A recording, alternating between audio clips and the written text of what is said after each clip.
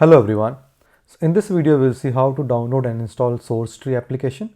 SourceTree application is used by a lot of GitHub users who want to see the proper structure of all the commits that has been made. So let's get started. We'll go to our Chrome browser and type SourceTree download.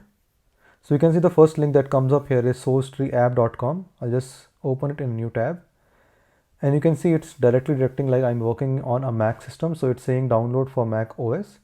For reference, I am using Mac version, that is Mac OS Catalina. Version is 10.15.6. Just I'll click on this Mac OS X download button, or if you are using Windows, you can click on this. So I'll click on download Mac button, agree to agreement,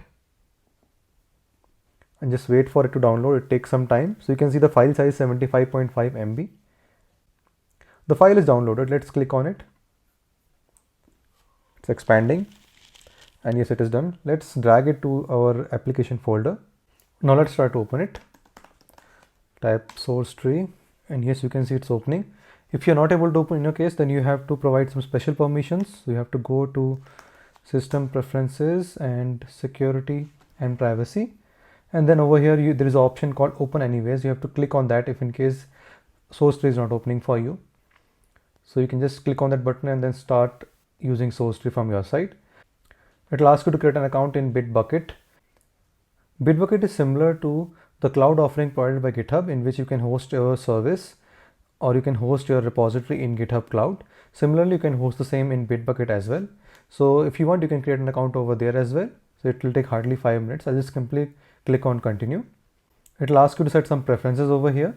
So I'll just click on done as of now, and you can see yes, it is done. So as of now, we're not connected to any remote repository. That's why it's saying connect a host account.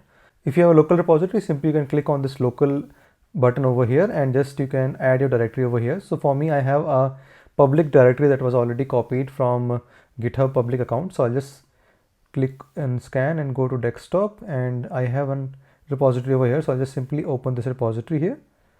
It says add repository, and you can see it is added over here. I'll just double click over here.